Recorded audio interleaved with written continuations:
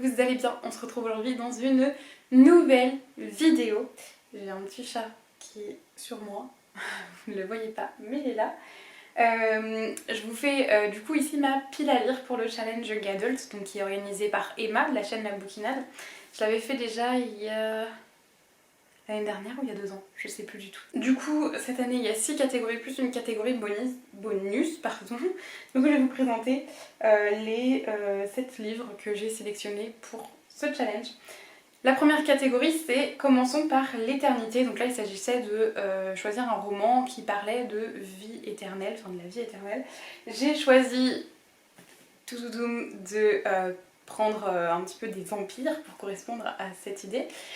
Donc j'ai choisi le tome 3 de La Cour des Ouragans, enfin le tome 3 de Vampiria, donc La Cour des Ouragans, écrit par Victor Dixon et publié chez Collection R. J'ai pu me le faire dédicacer en rencontrant l'auteur il y a une semaine et demie. Pour le résumé, alors dans Vampiria, on se retrouve en fait avec une uchronie. Une uchronie c'est quoi? C'est quand vous prenez un élément de notre histoire actuelle et que vous le modifiez. Mon chat est parti faire des bêtises. J'ai dû sortir le chat parce que sinon c'est une catastrophe, j'espère que vous voyez pas, il y a des poils qui volent de partout, c'est une catastrophe, il perd ses poils en ce moment.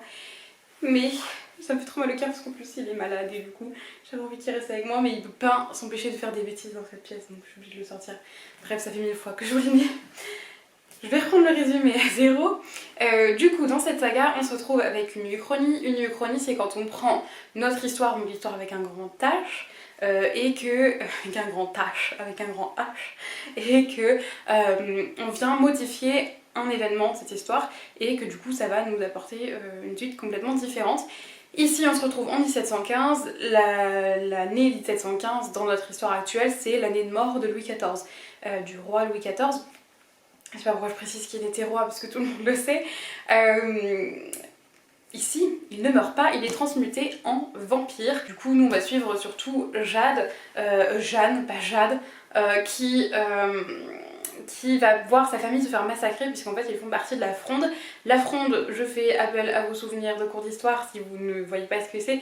La Fronde, alors je vais vous le faire en vraiment simplifié, mais à l'époque de Louis XIV, c'était en fait les personnes qui remettaient en cause l'autorité du roi et sa légitimité en fait à être sur le trône. Et du coup c'était un peu, il faisait un peu le bazar, vous voyez. Et donc du coup on retrouve la Fronde ici. Et en fait, du coup elle voit sa famille se faire massacrer et elle va prendre l'identité d'une jeune noble pour pouvoir faire partie des écuyers du roi et du coup être proche du roi et pouvoir le tuer et venger sa famille. Voilà, j'aime beaucoup cette saga, c'est vraiment très bien fait. Et là du coup on va se retrouver avec des pirates et j'ai trop hâte vraiment de découvrir ce tome 3. J'ai lu le tome 2 il y a pas longtemps et j'ai qu'une seule hâte de continuer. Donc vraiment très bonne première catégorie, ça me permet de le lire. Ensuite, j'ai mon petit carnet ici. Tu as le droit d'avoir le cœur brisé pour apprendre à te reconstruire. Donc là il faut lire une romance qui se passe dans le futur. Alors là vraiment ça n'a pas été évident pour moi de trouver, donc je vais partir plutôt sur une relecture parce que j'en ai déjà lu mais vraiment dans ma palle je vais pas trop trouver. Ça se trouve que j'en ai mais je ne sais pas. Toujours est-il que du coup je voudrais relire la 5e vague de Rick Yancey parce que j'ai dû lire les 2 premiers tomes déjà mais j'aimerais bien terminer la saga et surtout relire en fait le début pour voir si c'est une saga qui me plaît toujours ou pas et du coup si je la garde ou pas. Mais du coup, voilà, je me sens que j'avais un énorme coup de cœur sur le premier tome.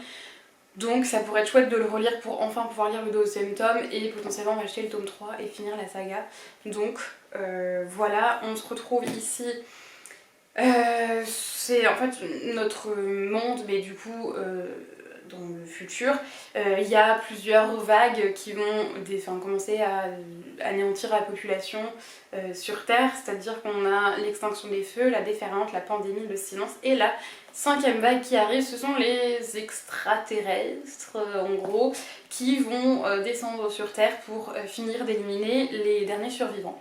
Et du coup on va suivre Cassie qui doit essayer de retrouver son petit frère, enfin voilà, c'est...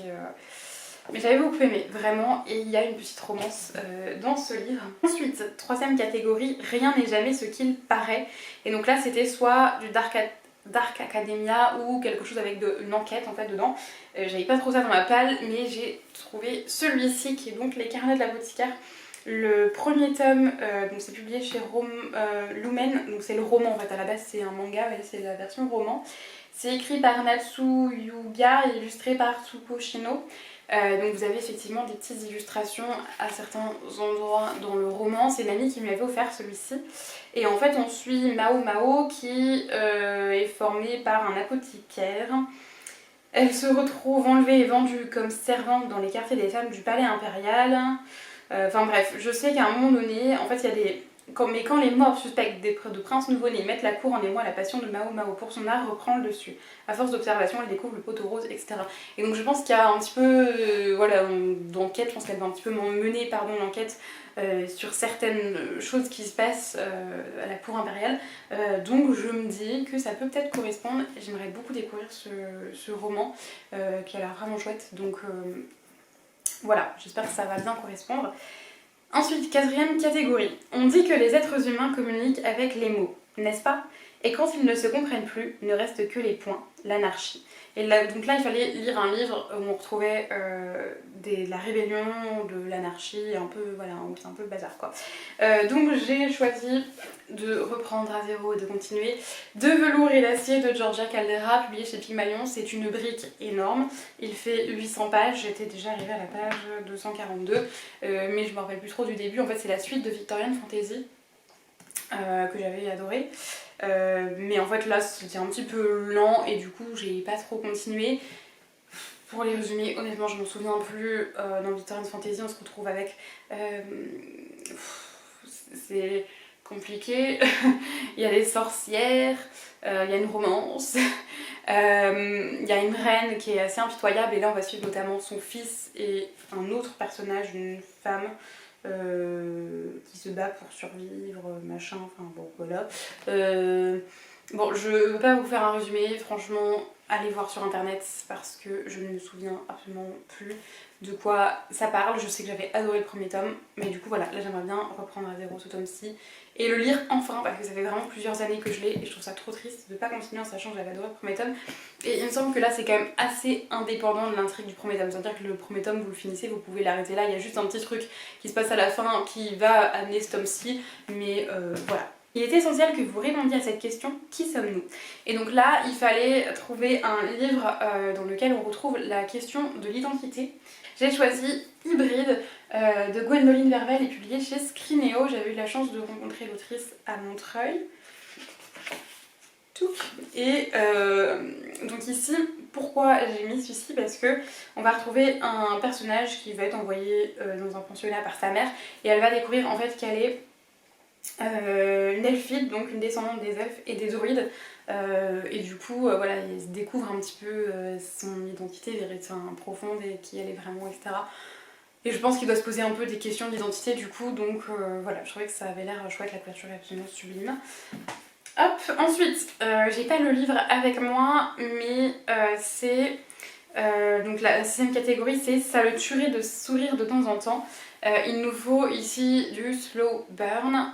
J'ai pas le livre avec moi. J'ai le premier tome. Alors regarde, je vais vous montrer le premier tome. Il s'agit de La Porte du Roi. Donc du coup, moi je veux lire le tome 2. Donc c'est de Lisa Schneider, c'est de l'auto-édition. J'ai eu un énorme coup de cœur pour ce livre. Depuis que je l'ai lu, je ne fais que penser à ce livre. Je n'ai plus que cela, c'est de lire la suite. Donc je sais que je vais me l'acheter pour cet été. D'ailleurs, je ne l'ai pas dit, mais le challenge Lumia Bulle se déroule du 1er juillet au 31 août. Donc du coup, je vais pouvoir me lire le tome 2. Vraiment, je n'ai qu'une seule hâte, c'est de découvrir le tome 2. Donc voilà, je compte le lire. Ici, on se retrouve avec Essan qui est esclave, enfin, oui, servante esclave au palais royal, donc la porte du roi, et qui va en fait du coup servir le prince Shahin, et elle va essayer un petit peu de lui ouvrir les yeux sur la condition des esclaves, etc. Et vraiment c'est trop bien, mais trop génial.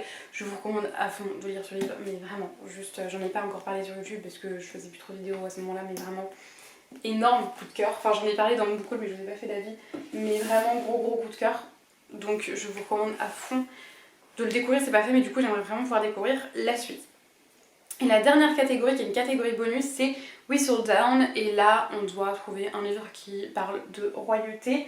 Et j'ai choisi Princesse Incognito de Connie Glynn, qui, ma foi, m'a l'air très sympa. On suit deux personnages, un personnage qui est donc la princesse de Mahadova et une autre qui est une jeune fille d'origine modeste. Elles vont toutes les deux intégrer la même école et elles vont en fait changer leurs identités. Voilà, donc ça aurait pu aussi rentrer dans la question d'identité. Moi j'ai pris la décision de prendre un livre par catégorie, mais ça aurait pu faire aussi les deux catégories. Et honnêtement, ça a l'air grave chouette. Voilà, je pense qu'il peut être hyper sympa à lire en été, rafraîchissant, pardon. Et du coup, ben voilà. Du coup, j'ai fini de vous montrer les livres que j'ai choisis pour cette file à lire. N'hésitez pas à me dire si vous le faites et quels livres vous avez choisi de lire pour cette catégorie. S'il y en a que j'ai mis, que vous aussi vous avez mis pour ce challenge, pour cette catégorie. Je suis perdue, faut que j'arrête la vidéo aussi, je sais plus parler. Ça fait tellement longtemps que je filme pas que je sais plus parler en vidéo. Mais du coup, voilà, vraiment, j'ai hâte de commencer le challenge. J'espère réussir à lire tous les livres que j'ai mis, surtout les livres que vraiment j'ai depuis longtemps. Donc ce serait chouette. Et puis voilà, j'espère que la vidéo vous a plu. N'hésitez pas à mettre un petit like, je le dis jamais, mais ça fait plaisir et ça aide vraiment parce que ça prend du temps de faire du contenu. Et voilà, on se retrouve dans une prochaine vidéo. Bye!